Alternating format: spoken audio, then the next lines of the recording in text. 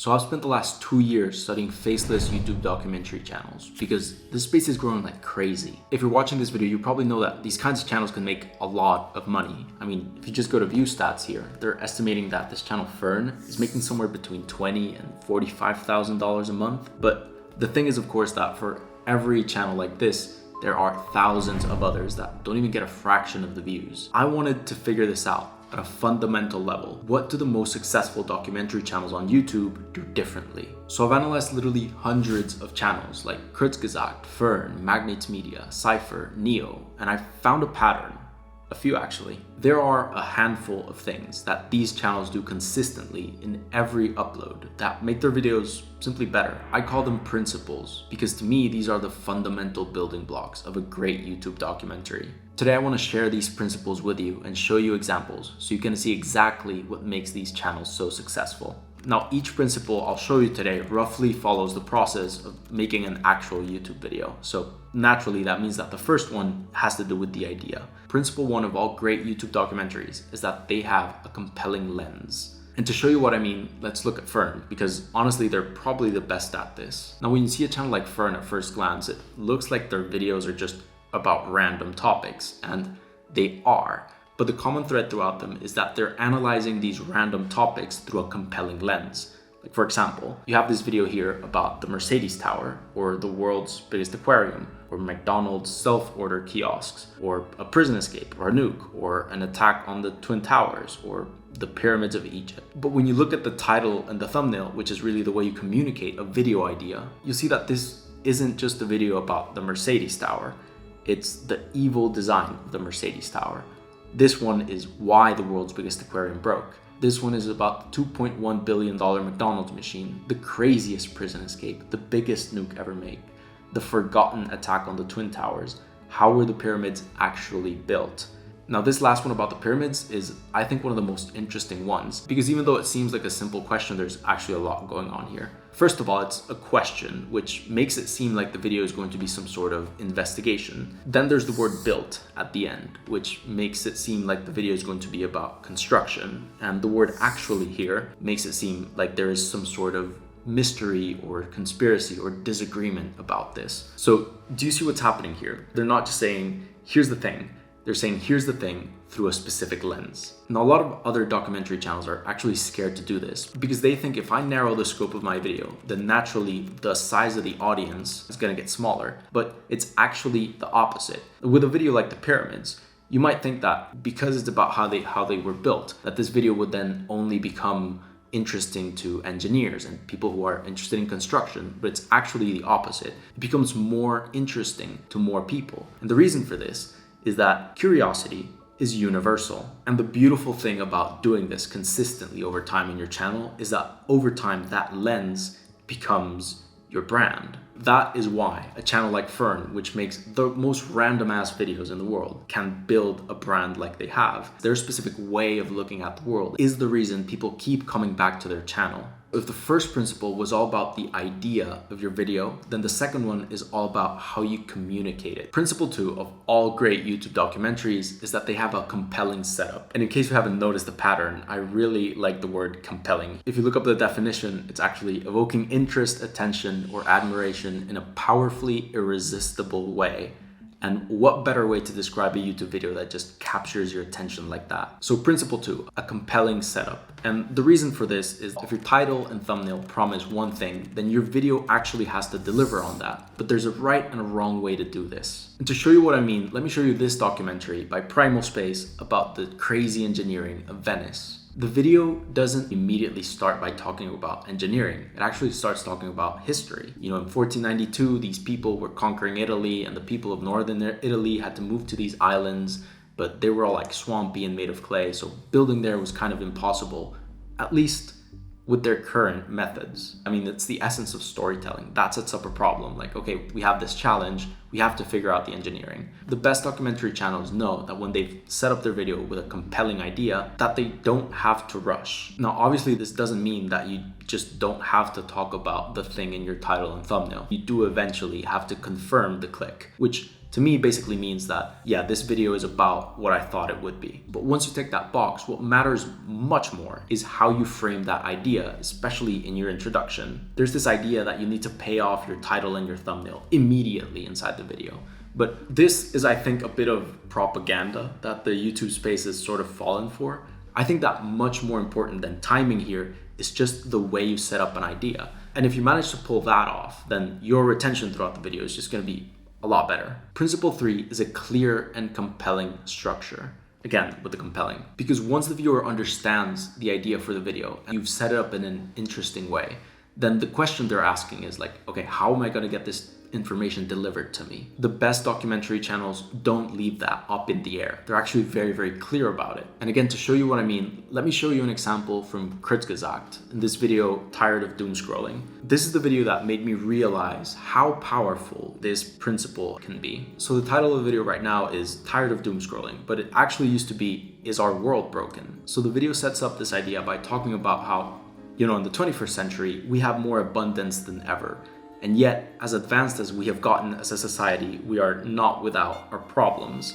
So the question becomes, is our world broken? And that is a compelling question that you want the answer to. But then the viewer naturally is going to be asking, how are they going to answer this question? And this is how they do it. But, as Terry Pratchett said, we are the storytelling ape.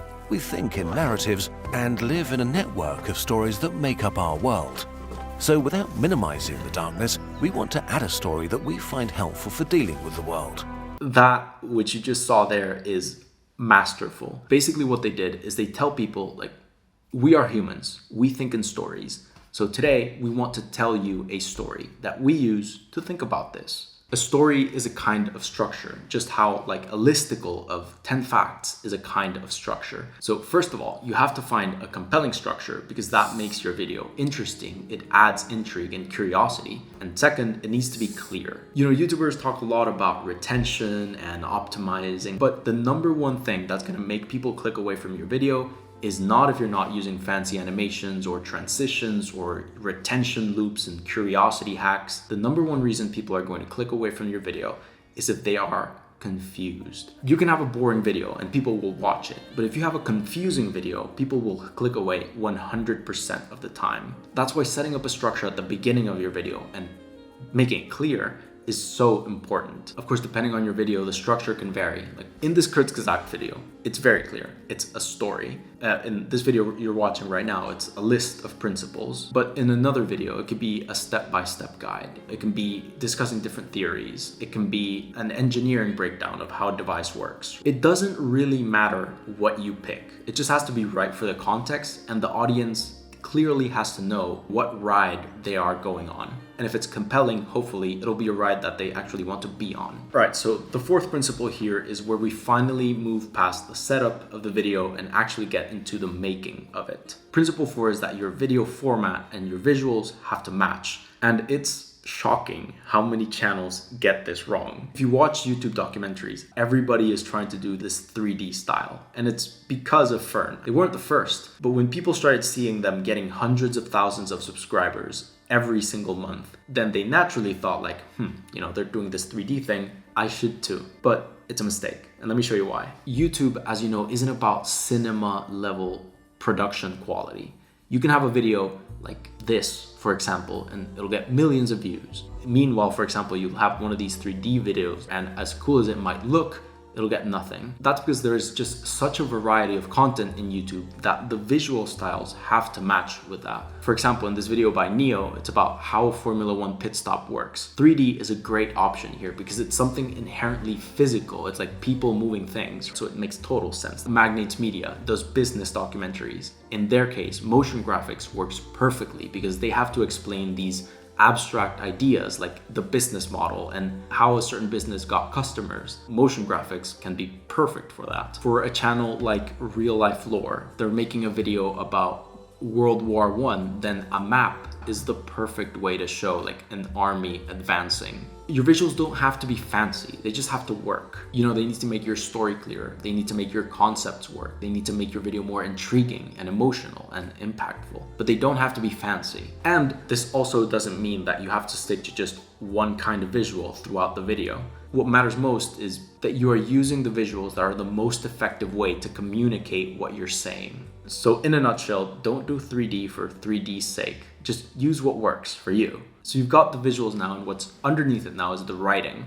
That's why principle 5 is bulletproof storytelling. Look, no matter what kind of video you're making, you're going to have to use storytelling. But I've found that this is something people really struggle with. And it's a shame because the writing is truly the foundation of a great video. So one of the best examples I've seen on this, and I'll admit I'm a little biased because I worked as a researcher and writer for this video, is Magnates Media's documentary on John D. Rockefeller. That video has over 7 million views today, and I think it's one of the best videos ever put to YouTube, period. And let me show you why. If you read the script for that video, not a single sentence, probably not even a single word is wasted. There's absolutely zero fluff. Something I learned from the owner of Magnates from working on this video and a few others is that stories are just a sequence of events, but how you connect them is what makes the story truly great. The mistake you'd see is that people just add event 1 and then event 2 and then event 3 and then event 4. But that makes the story boring and it's almost like cognitively overloading. What you have to do instead, and this is just a general storytelling principle,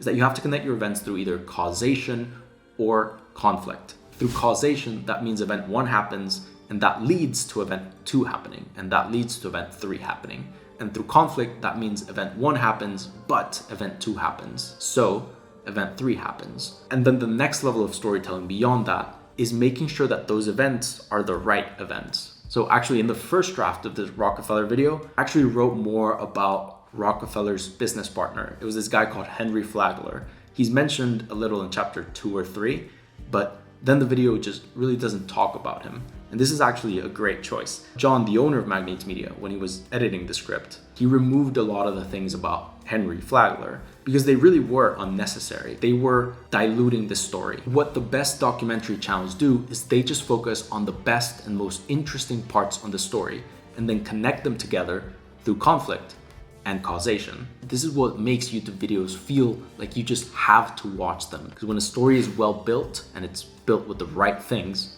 then it's just irresistible. And so that's what I mean by bulletproof storytelling. For the 6th principle, now that you have your story in place, it's time to actually put some words in it. And that's what this is all about. Principle 6 is clear over clever writing. So again, to show you what I mean, let's look at a video that I wrote for the channel Cypher. This video was about a failed bank heist. And I mean, the story had everything. It had robbers, it had the police arriving, it had a crazy shootout where over 1,000 bullets were fired. It had a car chase, it had everything. You'd think that with a story that intense, that the script probably should read like an action novel. Wrong. You read that script, it isn't really action-packed. The story behind it is, but the words expressing that story isn't. This is just my philosophy around writing. If you're already telling a good story, then your job isn't to elevate that story. Your job is to not mess it up. What I mean is that the story is only as good as it is. And then the way you tell it, you can either get to 100% of its potential, or if you make a few mistakes, you'll reach 99% of that story's potential, 95, 90, 80, 70, 50. And so how close you get to that potential really depends on how clearly you tell the story. Whatever kind of genre story you're telling, it can be action, it can be horror, it can be philosophy, it can be mystery. People tend to think that your writing has to match the style of the genre. And yes, it does. But what people get confused here is that they think that the writing itself is the thing that is going to be responsible for creating that mood. It's not. And this is coming from a script writer. The truth is, on YouTube, especially in narration-heavy videos, which many documentaries are, the mood you're trying to create for your video does not come from the writing. It comes probably most importantly from the way you deliver your narration. If you try too hard to create the mood with words, it ends up sounding cringe. Like I said, if you're writing about a good story, it's gonna tell itself as long as you don't get in the story's way. A scary story is scary in and of itself. An intense bank heist is already intense by itself. And often if your writing becomes too clever or too dramatic, then what ends up happening is your writing becomes confusing. And like I mentioned again, confusion is going to be the #1 reason that people click away from your video. So that's why clear over clever writing is so important for these documentary channels. Now, like I mentioned, there are these kinds of videos where you want to add that element of drama, you want to add a certain mood. There are more effective tools for that than writing. And again, this is coming from a scriptwriter. This is why Principle 7 is exceptional sound. The best example I can think of this is, without a doubt, James Janney. Technically, he's not a faceless creator, but he makes some of the best documentaries on YouTube. And there's a lot you can learn from him, even if you make faceless videos. When you watch his videos, you can't look away because they're just so immersive. And there are 3 main reasons for this. First of all, narration. It's the stuff we were talking about before. Much more important than the actual words you say is how you say them. There's actually even been some science around this. When you are talking to people, the words you say is only a small percentage, like around 7%, of the actual message that gets across to somebody. The rest, your body language, your intonation, your pacing, your mood, that is the actual content of the message. So James, in his documentaries, he doesn't rely on fancy scripts. His writing is straightforward, it's clear over clever. He does it with his voice. I mean, just listen to this.